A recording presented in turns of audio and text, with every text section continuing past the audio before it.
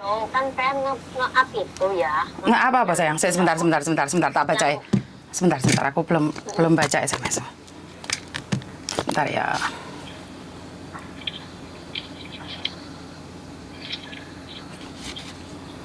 Oke. Nah, itu kan dia kan, saya kan kaget waktu pengen nge-up tentang cowok itu. Pas berkebetulan ada yang WhatsApp saya ngirimin foto. Ceritanya gini, ini Mbak Nati kan lagi ngurus surat perceraian.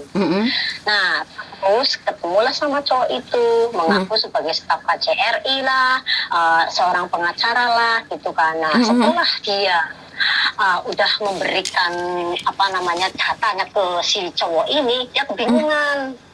Mungkin melihat statusnya Mbak Yuni ya, itu dia mungkin kebingungan. Akhirnya dia tanya ke saya, Kak, tolong bisa minta tolong nggak bantu saya, dia bilang gitu.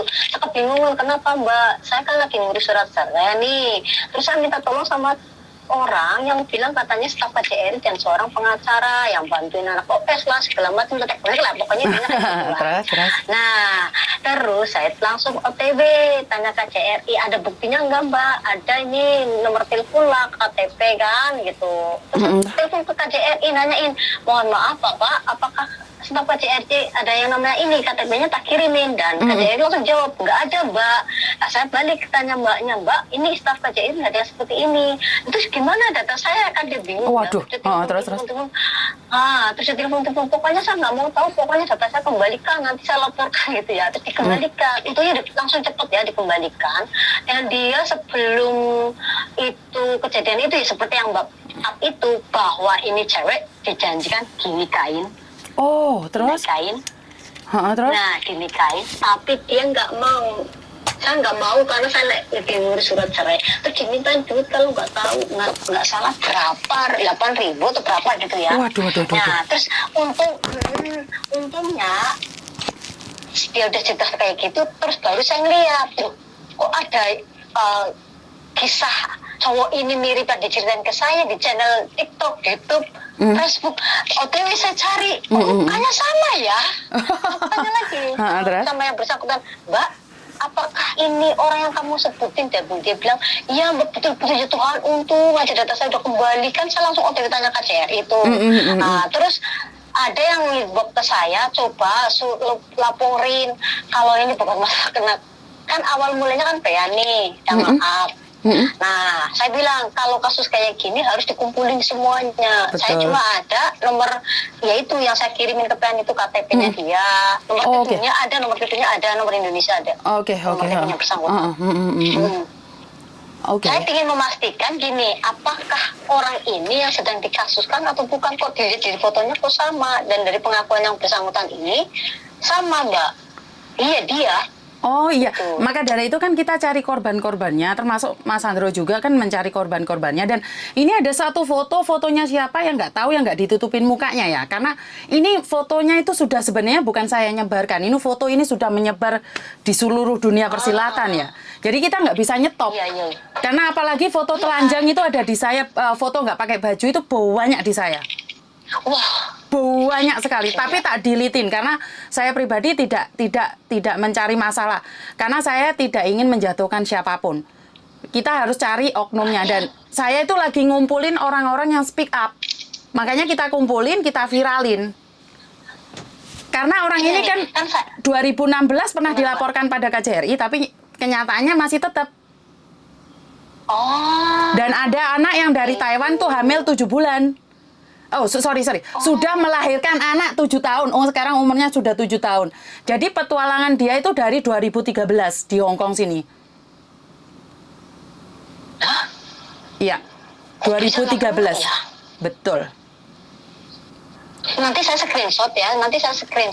Kalau belum saya hapus, saya sudah melaporkan ke KJRI, menanyakan dia kan katanya staf KJRI. Terus saya juga ada nomor teleponnya si cowok ini, si masnya ini. Ada rimbanya itu, saya ada nomor teleponnya. Itu KTP-nya cuma mukanya ke separuh, nggak jelas. Saya minta dibilang karena dia bilang mukanya memang seperti ini Mbak, katanya gitu. Itu bukan orang sana Mbak, itu orang Surabaya. Dia juga punya KTP Jember, juga punya KTP Surabaya, Tangerang. Jadi sudah banyak KTP yang masuk ke saya. Jadi kita nggak bisa melacak, Mas Yan. Oh gitu. Sebetulnya saya pingin nelpon ke PEAN, tapi kan kalau telepon kan langsung YouTube. Sedangkan saya ini kan dari serikat, saya nggak mau saya nanti terus di up, saya nggak mau kayak gitu. Aku sekarang lagi live. Aku sekarang lagi live. Kemana? Aku sekarang itu lagi live. Karena aku sekarang lagi live. Soalnya masalahnya gini, ini cowok dari pengakuan yang bersangkutan itu dia memang udah banyak korban begitu. Makanya kalau korban yang lapor di jenengan nggak speak up, kita nggak bisa gerak. Karena saya itu awalnya kalau KJRI kan tidak bisa membacklist ini orang masuk Hong Kong. Kalau saya pribadi, kita kumpulkan semua datanya karena saya sudah pegang paspornya dia. Saya sudah ada paspornya dia. Karena paspor masuk Hong Kong kan itu lebih penting, mah. Daripada KTP kan lebih penting paspor kalau masuk Hong Kong. Nah, saya itu nunggu orang speak up dan kita bawa dia ke kantor polisi. Siapa aja yang sudah dibohongin dan modusnya seperti apa. Dan setidak-tidaknya agar laki-laki ini tidak masuk Hong Kong, itu aja. Masalah perkembangannya bagaimana, kita serahkan nanti ke Indonesia. Kita nunggu orang Indonesia yang jadi pengacara yang mau membela TKW, itu aja. Oh, jadi pertanyaan, benar orangnya ya, tapi kok mukanya kinclong di tempatnya Ben daripada di tempatnya saya nih? Luar arek ngeditnya kan pinter-pinter, saya nggak ngedit, soalnya saya nggak bisa ngedit, mah. Itu kan bukan saya, YouTube, Facebooknya, TikToknya. Saya cuma pegang aja. Iya, jadi kinclong sekali mukanya. Terus aku bilang gini, ini di Mbak Yuni kok sampai diaduin ke saya ya, tapi dia bersyukur sekali datanya kembali Mbak Yuni. Setelah saya bilang, wah syukur loh. Ini bukan staf KJRI, ya datanya langsung dikembalikan Mbak. Kembalikan. Syukur. Posisi dia sekarang ada di Indonesia kalau nggak salah. Iya, bulan 2 ini barusan pulang Indonesia Mbak. Karena bulan 1, bulan 1 kan kumpul kebo sama salah satu anak saya, dan anak saya hamil sekarang. Kok ya pada gampang sekali itu gimana ceritanya? Apakah dia mempunyai ilmu pelatihan yang tinggi atau apakah dia mempunyai ilmu yang luar biasa hingga segitu banyak korban? Tidak. Modusnya satu Mbak, kita kesepian, habis itu laki-laki ini memberikan kita makanan, kita didatengin, disuruh sholat, jangan lupa sholat ya, jangan lupa ngaji ya, habis itu ini tak beliin mukena, tak beliin baju lah. Wanita mana yang tidak terkonyong-konyong kotor? Tapi kan masalahnya gini loh Mbak Yuni, masalah kok begitu mudahnya itu yang ditidurin terus dinikahin sampai ada yang nikah, itu ceritanya bagaimana? Ya karena kita memang kan di sini kan kesepian tuh Mbak, mengharapkan seorang imam yang baik, benar nggak? Jadi dia itu datangnya dengan kayak gitu. Betul, jadi datangnya dengan cinta dan kasih. Jadi siapa sih yang bisa menolak cinta dan kasih? Kebencian kita bisa mudah menolaknya, tapi kita tiap hari, sayang udah sholat belum? Ayo makan dong, udah ngapain? Kan gitu kan orang luluh kan setiap hari. Setegar apapun wanita, wanita itu butuh kasih sayang. Sehebat apapun wanita, wanita itu akan luluh dengan cinta. Nah, terus ini nanti kasusnya seperti apa nih? Kalau saya pribadi, karena saya pribadi kan bukan siapa-siapa. Kalau sampean kan salah satu itu. Jadi sampean orang-orang kuat lah. Kalau saya kan bukan siapa-siapa. Jadi kalau saya pribadi... Ini bukan masalah ketenaga kerjaan, Mbak. Memberitahukan. Ibaratnya gini, kan ini bukan masalah ketenaga kerjaan ya istilahnya. Karena saya lihat awal mulanya itu dia ngadu ke saya, kan saya belum lihat yang sliveran di ini kan, di TikTok gitu kan. Aku setelah dia udah ngadu kayak gitu, kok saya langsung jegrek ke dulu, ini kok fotonya mirip yang di itu. Terus tak cari pakai, ya wah ini Mbak Yudi dari kemarin, dari tadi kemarin tak info kan dibalas, ini di WhatsApp kan dibalas.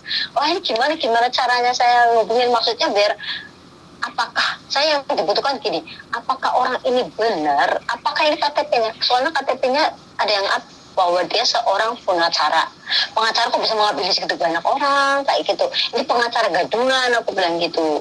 Terus intinya begitu dia memberitahukan kepada saya langsung OTW tanya ke KJRI bahwa dia bukan stafnya, tapi kok semakin kesini kok apanya kok korbannya banyak banget. Nah biarinlah Mbak Yuni aja yang kasih tahu nih, nanti anaknya mau nggak ngadu ke Mbak Yuni gitu, anak yang bersangkutan. Kalau mau ya syukur-syukur, jadi semakin banyak pengaduan kan semakin bagus. Maka dari itu kan saya minta mereka, karena kalau saya mengadukan nggak ada alasan. Oh saya nggak kenal kok, dan saya tidak ditipu.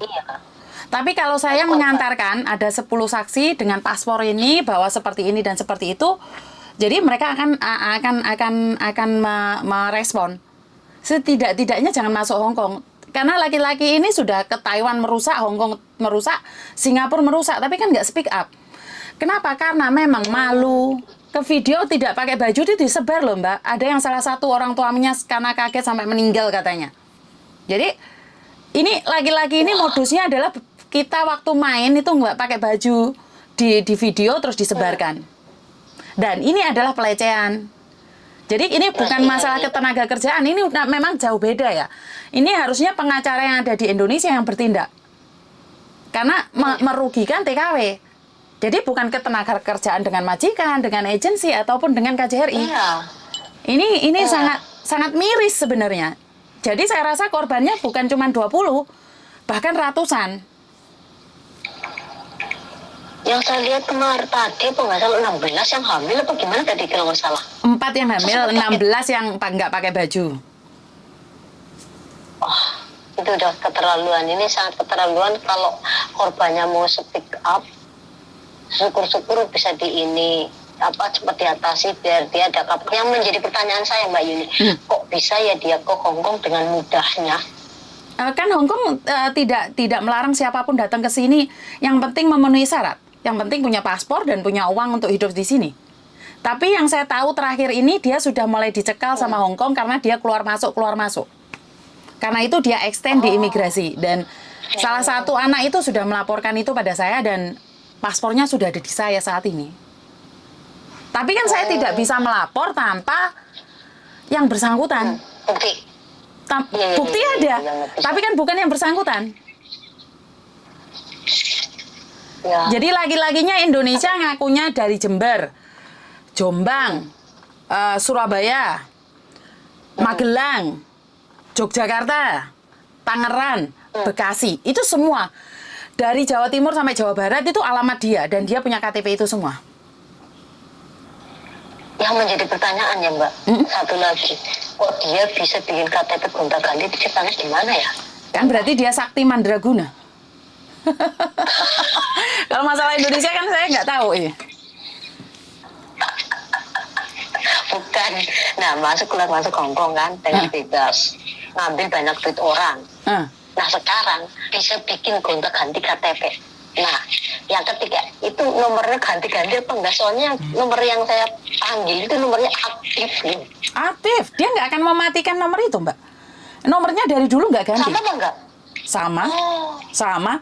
Dari itu ceweknya yang dari Taiwan itu, yang sekarang sudah trauma kerja di Hongkong, sekarang kerja di Taiwan itu, nomornya tetap. Jadi ini adalah pecundang laki-laki yang diakui. Nyatanya nggak ketangkep gitu loh. Ya itu makanya sebajingan kayak gitu kenapa nggak ketangkep ya? Karena korbannya nggak ada yang speak up Mbak. Karena korbannya itu semuanya itu nggak pakai baju. Jadi nggak bisa. Ya. Karena korbannya nggak ngomong. Ya, nggak berani. Ibaratnya kayak gini, kamu melaporkan saya share semuanya. Sudah di-share, Mbak. Nggak apa-apa lah kayak gitu. Sudah di-share. Saya punya 16 itu. Dan saya ditantang bahwa saya itu tidak akan bisa mengusut kasus ini. Saya sudah ditantang. Tapi giliran nomornya tak telepon mati. Ini kalau nge-share ke saya dia pakai nomor lain. Jadi saya tidak tahu siapa yang nantang saya. Pertama kali saya up, saya langsung ditantang. Kalau kamu perempuan, video teman-temanmu ini semuanya maka saya akan serahkan. Dan ini adalah pelanggaran undang-undang kan? Undang-undang IT ya? IT. Betul, tapi nyatanya nggak bisa melapor tuh. Banyak orang yang melapor katanya suruh bayar malah. Jadi saya menunggu. Pencemaran nama baik IT kan udah dihapus kalau di Indonesia. Ngerti, tapi setidaknya beberapa perempuan jadi korban loh Mbak. Kalau bukan pihak berwajib yang menangani ini atau pengacara-pengacara kondang di Indonesia, suara kita nggak akan didengarkan. Nah itu. Kalau nggak viral di Indonesia itu nggak bisa. Ini nggak akan ada yang ngangkat. Kenapa saya tidak akan pernah berhenti sebelum selesai?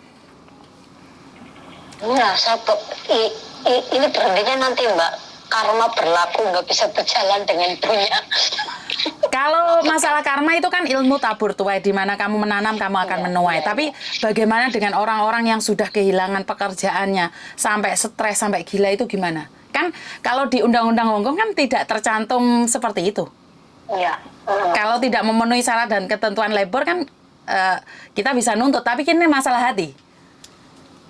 Iya sih, masalah hati. Maka dari itu masalahnya masalah hati itu bagaimana dengan yang hamil? Apakah kan gak dinikahin juga? Terus yang siri nikah siri kalau nggak salah yang di Abdipen itu nikah siri kan?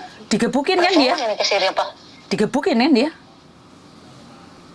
Oh, Digebukin dia. Dia digebukin. gila. Karena dia tidak mau memodusin orang lain. Ceritanya adalah sesama wanita dimodusin, terus dia istrinya mengaku istrinya sakit, kena kanker, kena apa, jadi minta bantuan wanita lain untuk kirim uang. Kayak gini kok nggak ketangkap padahal udah lama ya pelaporannya ya.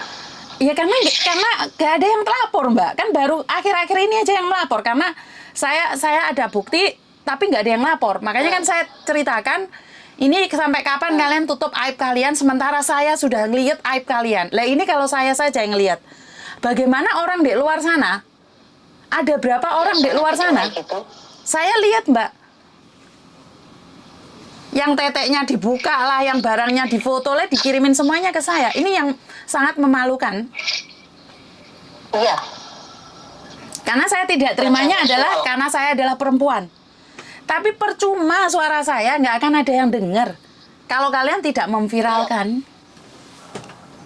Saya sudah memviralkan di TikTok juga. Saya bilang gini, siapakah cowok korban dari cowok ini? Apakah foto ini yang dibuka di channelnya Mbak Yuni? Terus iya mirip, ada yang komen mirip, yang komen ini gini. Hubungin Mbak Yuni aja, saya inbox belum dibaca. Kebetulan tadi yang ini tuh Thomas kayaknya ya. Jadi saya penasaran, bener nggak sih? Tapi saya penasaran juga ya itu tadi. Kok segitu banyaknya korban kok enggak? Ya itu ya, kenapa nggak mau pada speak up gitu loh? Dan itu sama kan sekarang sudah megang satu korban. Itu masih ada banyak korban lagi. Itu saya pastikan. Karena itu kalau kalian di lingkungan kalian mendengar ini, majikan kamu pulang.